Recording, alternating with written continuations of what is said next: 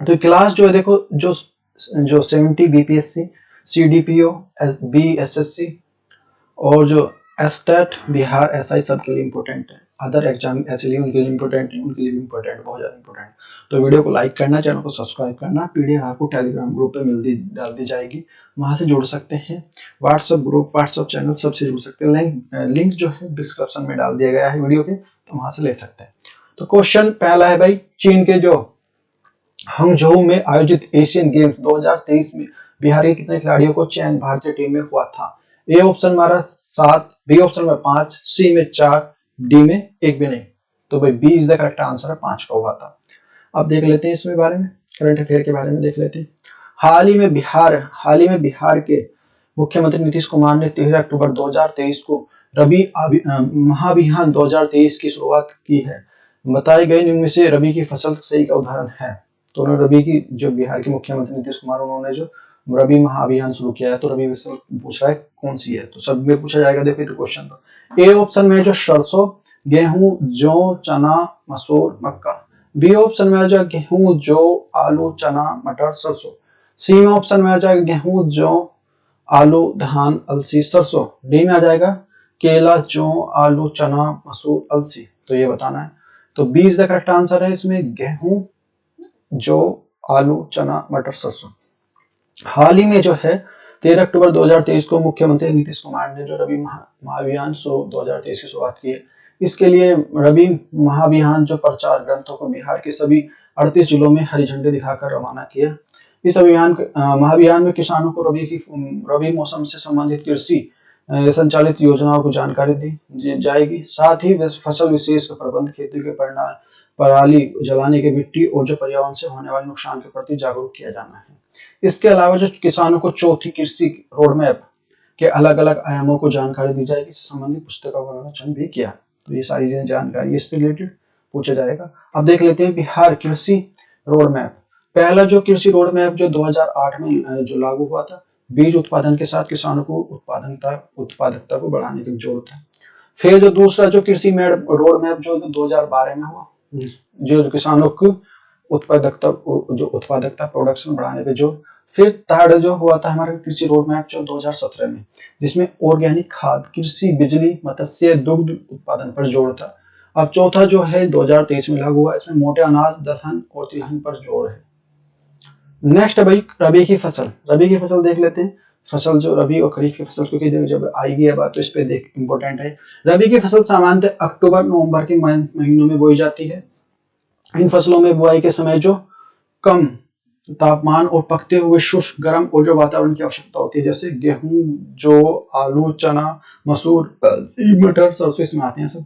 खरीफ की फसल देखें। खरीफ की फसल में जो जून जुलाई महीने में बोई जाती है। फसल में अधिक तापमान के साथ आर्द्रता, शुष्क वातावरण की आवश्यकता होती है, जैसे चावल, ज्वार, बाजरा, मक्का, मूंग, मूंगफली, गन्ना, सोयाबीन, कपास आदि। फिर इसके बारे में देखो, क्वेश्चन नंबर 2 है हमारा जो हाल ही में 2 अक्टूबर 2023 को बिहार सरकार ने जातीय जनगणना के आंकड़े जारी किए हैं। बताए गए इस बिहार में किस जाति के लोगों की संख्या सबसे अधिक है? ए ऑप्शन में यादव, बी ऑप्शन में जो भूमिहार, सी में ब्राह्मण, डी में काश्यप। तो भाई इसमें भी ए हमारा जो Yadav is the correct answer है। बिहार जातिगण आंकड़े इस प्रकार हैं। अति पिछड़ा वर्ग जो 36.01% है, पिछड़ा वर्ग जो 27.12% है, सामान्य वर्ग जो 15.52% है, और अनुसूचित जनजाति जो 19.65% है, अनुसूचित जनजाति जो 1.68% है। आंकड़े के अनुसार जो बिहार में 2,83,40,160 परिवार हैं। बिहार के जातिगत आंकड़े प्रतिशत में इस प्रकार हैं। कोयरी 4.2, कुर्मी 2.8, कासत्य 0.60, मोची चमार रविदास 5.2, ब्राह्मण 3.65, भूमिहर 2.86, मुसहर 3.08, राजपूत 3.45, बनिया 2.31, मल्ला 2.60, यादव 14.26। नेक्स्ट क्वेश्चन है, नेक्स्ट बिहार की जाति जनगणना देख लेते हैं इसके 2023 में क्या। बिहार ने जो 2 अक्टूबर 2023 को जाति जनगणना के आंकड़े जारी किए हैं। बिहार में सर्वे के अनुसार जो पूरे बिहार में 2,83,40,160 परिवार हैं, और बिहार की कुल जनसंख्या जो 13,07,25,310 है। धार्मिक जो आधार पर बिहार में होने वाली जनसंख्या, तो इसमें हिंदू आबादी लगभग 81.99%, कुल जो जनसंख्या का लगभग 10 करोड़ 71,92,958। मुस्लिम आबादी जो 17.7% है, लगभग जो कुल जनसंख्या का 2 करोड़ 31,49,49,225। ईसाई जो आबादी है 0.005%, कुल आबादी का लगभग 75,238। सिख जो 0.011%, ये जो 14,700 जो है 53, और बौद्ध हैं 0.0851%, ये 11,1201। जैन हमारा जो 0.0096%, यानी कि 12,523। अन्य धर्म में जाएगा 0.16, ये इनकी जनसंख्या है 16,065, 166656 इस तरह से है। बिहारी जातिगत जनगणना, इसमें से अत्यंत पिछड़ा वर्ग जो ईबीसी जिसको जब बोलेंगे 36.1% है, अन्य पिछड़ा बैकवर्ड जो 21 और 27.1% है, 12% है, अनुसूचित जनजाति 19% है, और जो अनुसूचित जनजाति जो 1.6% है।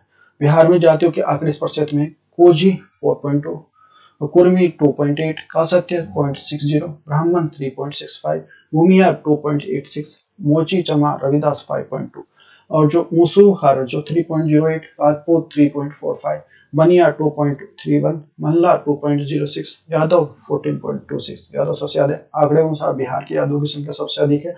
यादवों की कुल आबादी जो है 186,50,119, यानी कि 14.26% है।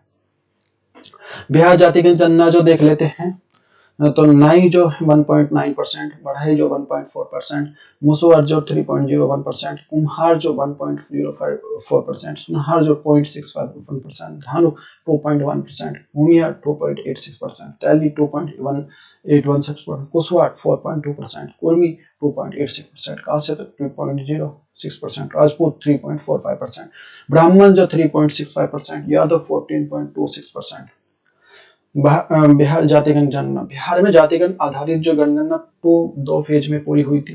पहला फेज 7 जनवरी को जनगणना का पहला चरण हुआ था। इस चरण में मकानों के सूचीकरण मकानों में से गिने गया था। यह चरण 21 जनवरी 2023 को पूरा कर लिया गया था। दूसरा फेज जातिगत जनगणना का जो 15 अप्रैल को शुरू हुआ था। दूसरे चरण में परिवारों की संख्या, व्यवसाय, शिक्षा आदि के आंकड़ों में जुटाए गए थे।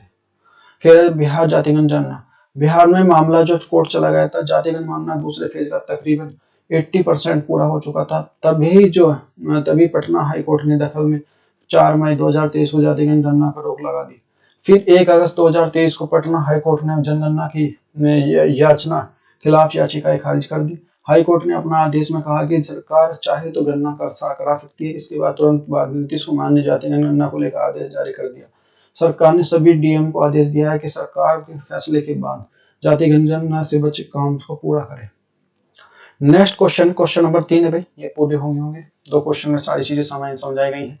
नेक्स्ट क्वेश्चन है भाई, हाल ही में उत्तर प्रदेश के मुख्यमंत्री योगी आदित्यनाथ ने कहां पर अश्वरोही प्रतिमा का अवतरण किया?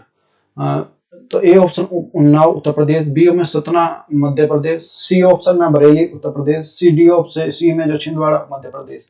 तो ए हमारा उन्नाव उत्तर प्रदेश का करेक्ट आंसर है। उत्तर प्रदेश के मुख्यमंत्री योगी आदित्यनाथ ने हाल में उन्नाव में महान स्वतंत्रता सेनानी राजा राम बख्श सिंह की जो अश्वारोही प्रतिमा का आरंभ किया है। जो इसके अतिरिक्त उन्होंने 804 करोड़ रुपए की विकास परियोजना का शिलान्यास किया। ये सब भारत में अवस्थित कुछ बड़ी प्रतिमाएं। स्टेट ऑफ यूनिटी, एकता की मूर्ति है जो सरदार वल्लभ पटेल जो मानसरोवर जो बांध गुजरात में 182 मीटर की, ये लगभग जो ये 597 फुट की है, दुनिया की सबसे ऊंची प्रतिमा है।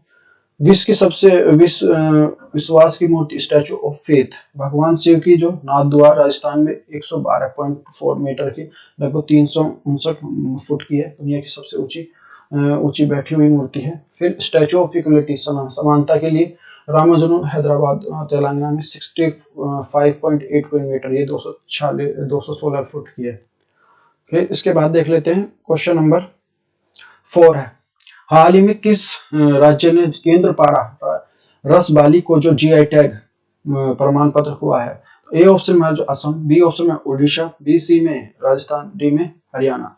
तो बी हमारा Orissa is the correct answer है। केंद्रपाड़ा उड़ीसा की प्रसिद्ध जो मिठाई रसबली को हाल ही में की भौतिक जो जी संकेतक जीआई टैग मिला है। वर्ष 2021 में इस मिठाई के लिए जीआई टैग के लिए आवेदन किया था। इसके अतिरिक्त इन्होंने जो तमिलनाडु की जो उड़ान गुड़ी पंगनान करोट्टी जैसे ताड़ का जो गुड़ भी कहा जाता है भौतिक संकेत जीआई टैग प्राप्त हुआ है। हाल ही में बिहार पश्चिम बंगाल चंपारण को मरचा धान के लिए जीआई टैग मिला है। बिहार के कृषि उत्पादों के लिए छठा उत्पाद जीआई टैग मिला है। फिर क्वेश्चन नंबर 5 है भैया, निम्नलिखित में से किसे हाल ही में अंडर 19 गर्ल्स नेशनल शतरंज चैंपियनशिप का खिताब जीता? ए ऑप्शन में सोना सिंह, बी में सीमा हैदर, सी में जो सुबी गुप्ता, डी में जो भावना राय। तो सी हमारा जो है Subi Gupta is the correct answer है। हाल ही में 20 से जो है 28 सितंबर तक गुजरात के अंडर 19 राष्ट्रीय शतरंज चैंपियनशिप का आयोजन किया गया। इस चैंपियनशिप में सुबी गुप्ता ने 11 राउंड में 9.5 स्कोर के साथ चैंपियनशिप अपने नाम किया। सुबी गुप्ता गाजियाबाद उत्तर प्रदेश की रहने वाली है। नेक्स्ट क्वेश्चन में 6 है भाई, हाल ही में जारी जो हारून जो इंडियन रिच लिस्ट 2023 के सबसे अमीर भारतीय कौन बने हैं? तो ए ऑप्शन में अमीर अंबानी, बी में जो साइरस पूनावाला, सी में जो गौतम अंबानी, डी में जो गौतम अडानी। तो सी हमारा जो Mukesh Ambani is the correct answer है। हाल ही में जो हारून इंडिया और जो 360 वन वेल्थ संयुक्त राष्ट्र रूप से जारी की गई इंडियन रिच लिस्ट 2023 की टॉप अरबपतियों की मुकेश अंबानी और जो फैमिली के साथ जो इसमें 8,08,700 करोड़ रुपए से अधिक नेटवर्थ के पहले स्थान पर है। और रिपोर्ट के अनुसार मुकेश अंबानी संपत्ति पिछले साल मुकाबले में 2% बढ़ी है। इसके क्रम से फिर गौतम अडानी फैमिली जो इनकी ये है, फिर सीरियस पूनावाला जो इनकी ये है। फिर दुनिया के सबसे अमीर शख्स कौन कौन है? तो अमेरिका बिजनेस में फोर्ब्स के अनुसार अरबपतियों की रैंकिंग में पहला जो बर्नार्ड अर्नोल्ट फ्रांस के हैं, बर्नार्ड अर्नोल्ट फ्रांस के पहले नंबर पर आ गए। फिर एलन मस्क अमेरिका के, फिर जेफ बेजोस ये थर्ड नंबर पे, बर्नार्ड अर्नोल्ट, ध्यान रखना भैया।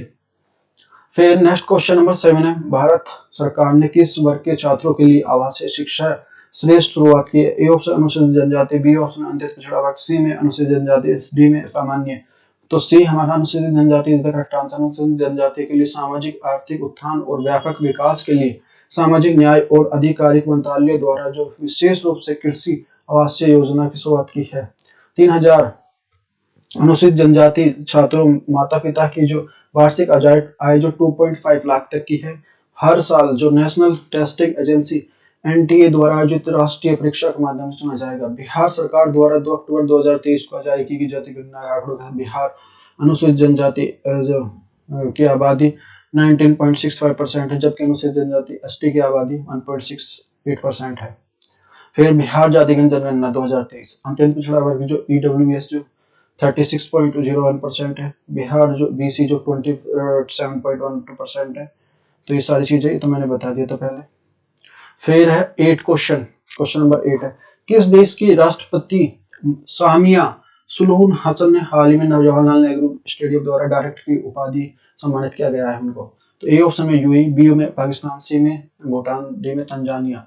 तो Tanzania is the correct answer. Tanzania के राष्ट्रपति सामिया सुलूह हसन ने हाल ही में 4 दिवसीय यात्रा कर आई हैं। यहाँ 10 अक्टूबर 2023 को जवाहरलाल नेहरू द्वारा विश्वविद्यालय द्वारा जो है डायरेक्ट उनकी मानद उपाधि से सम्मानित किया गया। इस सम्मान से सम्मानित होने वाली पहली महिला बन गई है। तंजानिया के एक पूर्वी अफ्रीकी देश है, इसकी राजधानी डोडोमा है, इतना पता होना चाहिए। किलिमंजारो पर्वत जो ऊंचाई जो 5895 मीटर लगभग जो 19,341 फीट है ये। फिर है भारतीय प्रौद्योगिकी संस्थान हाल ही में आईआईटी मद्रास ने भारत के तंजानिया में अपना एक परिसर खोलने के लिए समझौता किया था। आईआईटी मद्रास भारत का पहला औद्योगिक संस्थान है जो भारत के बाहर अपना एक परिसर खोलेगा। दूसरा स्थान जो आईआईटी दिल्ली ने जेएनयू के परिसर में खोलने के लिए समझौता किया।